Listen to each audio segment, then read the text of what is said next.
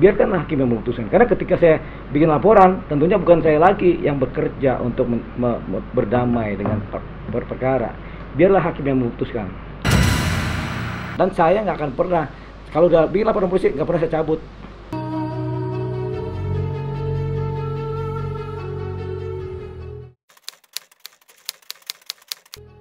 Bang, mungkin bisa diceritakan ini awal kronologisnya seperti apa sih kok bisa melaporkan Angel Elga? Melaporkan Elga, Angel Elga, Angel malaikat, okay. Malaikat Elga.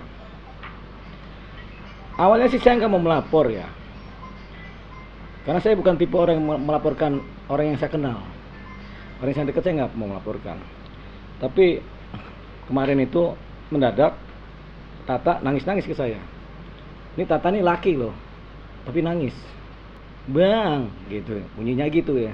Ini ada apa nih, aku dibeginikan? Gitu. Kenapa, Tak?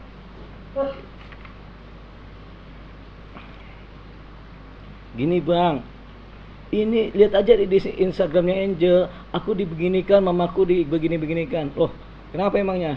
Ya, aku dijelek-jelekan, kata Tata. Itu singkatnya begitu kan? Yang benar aku nggak tahu juga kan gitu.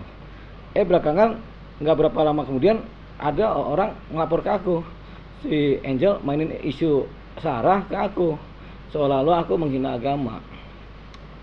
Sejak kapan sih aku menghina agama? Di status aku aja nggak pernah aku hina agama orang.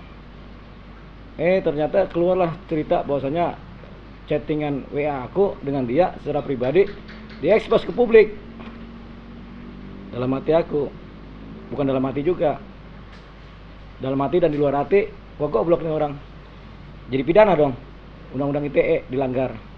Karena setiap hubungan pribadi antara satu orang dengan orang lain yang sifatnya privat, dua pihak, itu apalagi di WA tidak boleh dieksplanasikan atau diekspos ke publik tanpa persetujuan dua pihak. Kalau cuma salah satu pihak, tidak boleh. Nah, itu cerita privasi. Jadi apalagi diedarkan lewat ITE, lewat apa?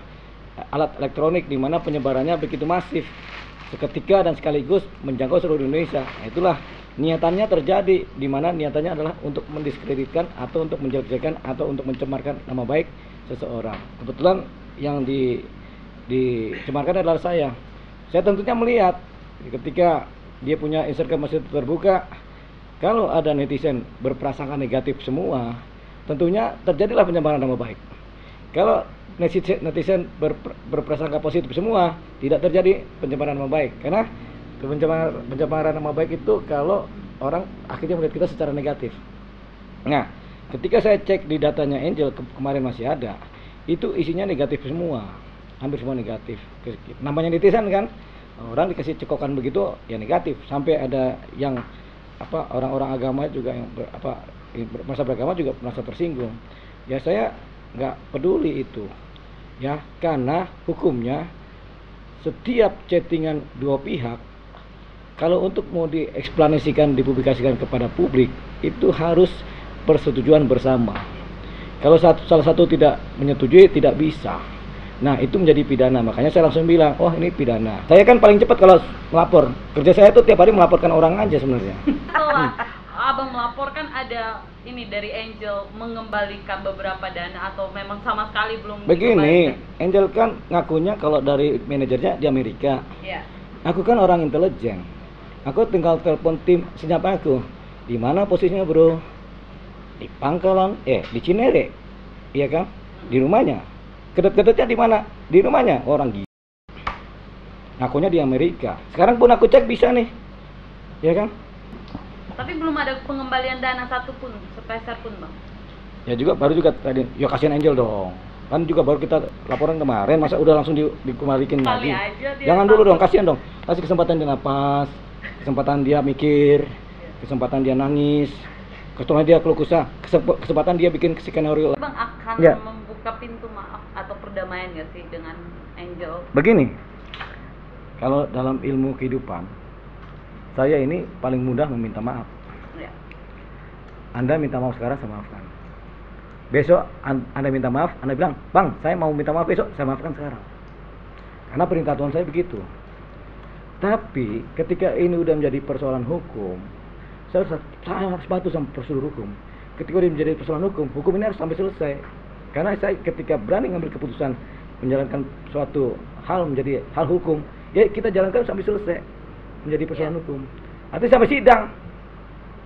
Biarkan hakim yang memutuskan. Karena ketika saya bikin laporan, tentunya bukan saya lagi yang bekerja untuk berdamai dengan perkara. Biarlah hakim yang memutuskan. Jaksa menuntut, hakim pun memutus 4 tahun penjara.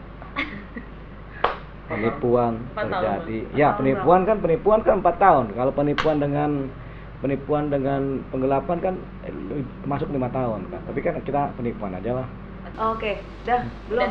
Udah. Bang, ini kan bisa dikatakan hari ini kan kayaknya banyak banget chat-chatannya Angel, gitu kan? Yang di mana? Ya maksudnya dari berbagai ini ya Bang, chat-chatan Abang sama Angel gitu kan. Kenapa sih emang membongkar penipuan, maksudnya ya seperti ini gimana sih Bang gitu kan? Kok bisa sebenarnya gini, menunjukkan chat-chatannya itu? Sebenarnya yang ini kan? Iya. Tadinya ini kan saya sudah memaafkan dia. Artinya ya sudahlah. Yang sudahlah. Kayak sama mantan istri kan? Ya sudahlah. Jangan mantan istri deh, jangan. Sama mantan pacar ya. Pacar itu kalau kita panggil car, sudahlah, ya sudahlah ya. Ya car ya. Dianya masih ganggu-ganggu lah, masih kepo lah, masih intervensi lah, masih telepon. Akhirnya kan kita sebel, akhirnya kita blokir. Nah, kalau dalam cerita ini cara memblokirnya itu dengan membuat laporan polisi, gitu. Tuh tiba-tiba dia jadi kepo, dia mencemarkan nama baik saya ini kan. Ya sudahlah, kok orang begitu jahatnya kepada kita yang sudah ngasih duit semuanya ke dia kan, gitu kan. Terus kita pikir juga begitu jahatnya dia kepada Tata yang sudah menyerahkan pelayanannya Tata kepada dia semua penuh. Ya kan, Tata kan bekerja untuk dia lebih dari 10 tahun. Oji juga begitu, tersinggung. Ini 2 orang ini tersinggung, berat. 1 orang tersinggungnya berat. Kalau 2 orang tersinggung, Tata sama Oji tersinggung, yang di tengah jadi apa coba? Kan tersungging. Nah itu lebih berat lagi. Kalau udah kita tersungging, selesai urusan. Dan saya nggak akan pernah, kalau udah bikin laporan polisi, nggak pernah saya cabut. Soalnya saya takut cabutnya. Kadang-kadang biayanya besar. Oke, Bang, artinya memang kayak semacam ini udah pecah kubu nih ya, antara dulu kan katakan manajernya, Mami Tata kan manajernya dia. Artinya sekarang ke Abang. Coba. Mami Tata meminta pertolongan atau mungkin? Begini, Tata ini sama kita anggap sebagai saudara. Jadi bukan manajer, bukan teman, bukan minta pertolongan, ya sudah saudara lah. Kalau saudara, apapun bisa kita kasih. Dia juga nanti dapat mobil dari kita, percaya deh. Ya, selama ini kan dia nggak pernah naik mobil. Saya kasih mobil. Yang berapa itu yang di Pasar Gembrong itu? Orangnya ada. Mau kita kasih mobil yang Pasar Gembrong tuh yang segini. Ya gitu. Ya itulah.